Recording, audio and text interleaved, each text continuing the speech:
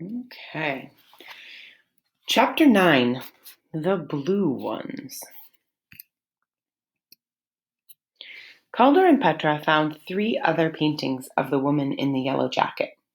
In one, she was wearing a pearl necklace and looking into a mirror. In another, she was playing a lute. A lute is, I believe, it's kind of like a guitar, actually. In the third, she was seated at a writing table, and a maid was handing her what looked like a letter. You've never seen any of these before? Calder looked worried. I wonder why he's worried. I'm thinking back.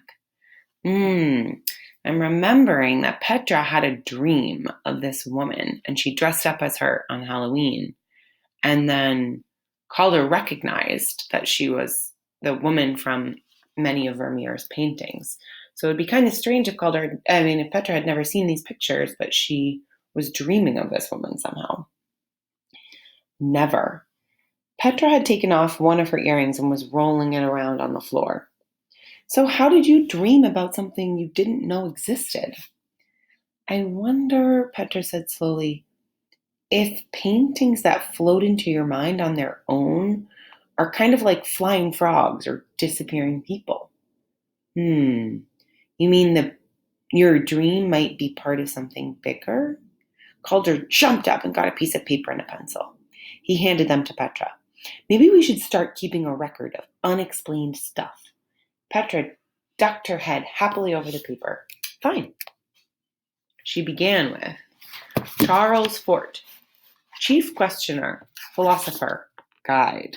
So remember, Charles Fort is the one who wrote the book Low that they've been reading. Hey, here's something else. Did you know I made that F costume because I was thinking F for Fort? We'll include that. Calder told Petra about his box, explaining the reason he happened to be looking at the book. I wonder what made me remember that old thing anyway.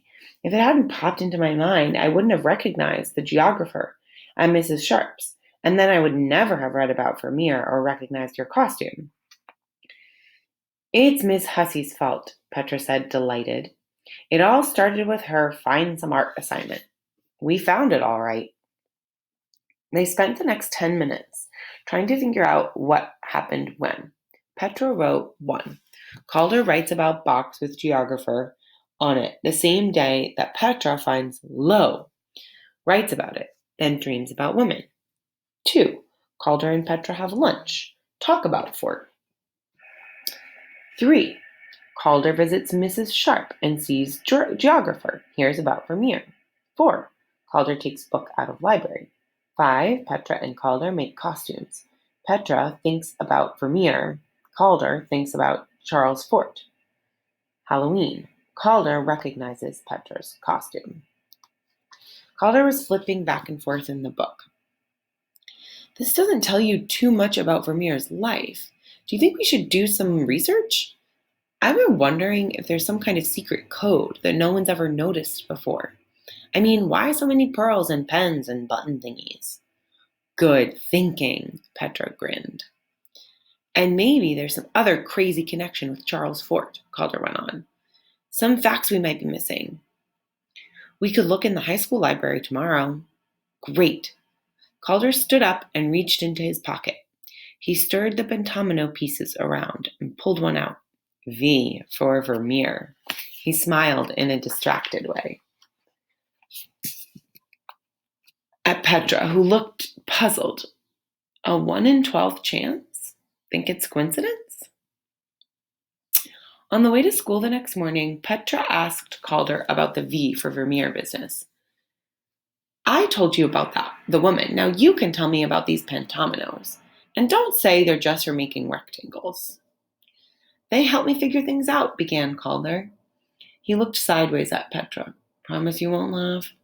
Why should I? What could be weirder than my dream? Well, it seems like pentominos kind of talk to me. I'll get the feeling that they want to tell me something, and so I'll grab one, and a word will just pop into my head. Petra was looking at Calder with interest. I know, it sounds like a superstitious game, and it probably is. But you're right about Charles Fort. He makes you look carefully at stuff you might have ignored before. I think it's cool. Calder smiled gratefully at Petra. He should have known she'd understand. So here they are in the library. Take a look at this picture. I'm seeing something. So in the window back here, this shape is ringing kind of a bell to me. And I wonder if any of you guys are recognizing that shape. And I wonder if that's part of the secret message that we've heard about. Also, is there anything else that you see that's repeated over and over in the book that looks kind of familiar in this picture? Okay. At 3:30 that afternoon, they were sitting behind a stack of books in the library. Let's begin with dates, okay? Petra, writing in neat purple ink, started a new page with the heading, Facts About Vermeer. Calder looked at the book in front of him. Whoa, Petra, get this. Vermeer was baptized on Halloween in 1632. That's the first fact about his life. Kind of spooky, don't you think? We started writing about him on the same day that his name was first recorded. There are more than 3.5 centuries in between. Here it is, Calder went on. Johann, son of Rainier Jans and Digna Baltans. Wait, spellings. Calder paused for a moment while Petra copied the names. He went on. His father was an innkeeper in Delft, but was also a weaver who manufactured a fine satin cloth called kaffa. Vermeer was an innkeeper too, and then an art dealer. Let's see. When he was 21, he married Katerina Bolness. Later that year, he was registered as a master painter in the Guild of St. Luke, became a director of the same guild several times, had 11 children. He died in 1675 at age 43. Petra was writing madly. Calder turned the page. It looks like he died owing money, and that he wasn't really famous until about 100 years ago. Huh.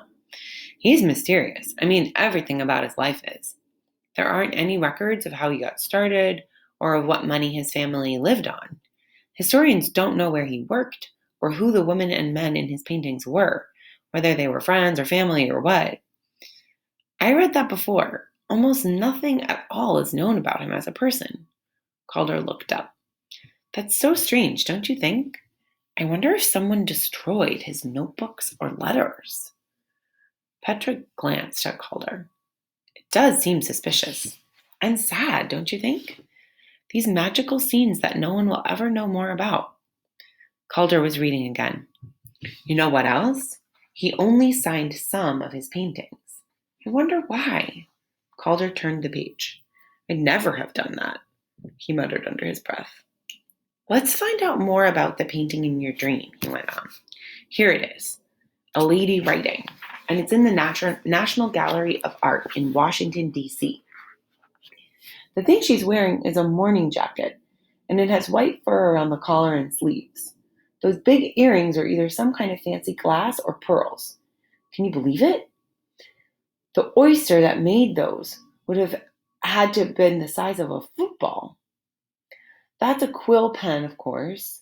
The same chair with the lion's head knobs turns up in other images, and the same jewelry, furniture, even maps and paintings on the walls. I wonder if this is Vermeer's home? Must have been hard to work with so many kids. Petra was thinking about how noisy just 5 could be. Is anything making sense here? Calder asked. Well, there's the Halloween thing. That's a pretty weird coincidence. But is there anything else we're missing? A pattern, numbers? It seems like there's too much connection here, Petra said slowly. Like Mrs. Sharp knowing about both Vermeer and Charles Fort. You knowing Mrs. Sharp. Me reading Mrs. Sharp's book and having that dream right when you were reading about Vermeer. And then the costumes we both made. Do you suppose that ideas overlap like this all the time and people just don't realize it? Maybe. Outside the library, they walked several yards in silence. Calder pulled 2 packages of peanut M&Ms out of his coat and passed one to Petra. Thanks, she said, surprised. What's your favorite? He asked. The blue ones. Hey, how about the blue M&M symbolizes secrecy? We can start a collection and each eat one at special times as a sign of our determination to figure this out. It'll be kind of our own private thing. Hearing himself, Calder stopped. Petra added quickly, It'll represent us, Charles, Fort, and Vermeer. Perfect. They decided to save the blue M&Ms in Calder's box and keep it under his bed. Petra would hold on to the notebook. At the end of Harper Avenue, they stopped and both ate an M&M, agreeing that the color blue had a rare and mysterious taste. And that's the end of the chapter. Look at this part here when it says it'll be kind of our own private thing, and then hearing himself, Calder stopped. I wonder why you think Calder stopped before he kept going.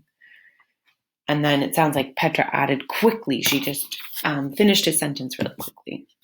And I think that it's showing that they both were kind of nervous about each other first, and they felt like they kept on saying the wrong thing, and they were kind of embarrassed. But now it seems like I think Calder was a little worried that he was going to say the wrong thing, but then Petra's totally on board. So I think they are really true friends now.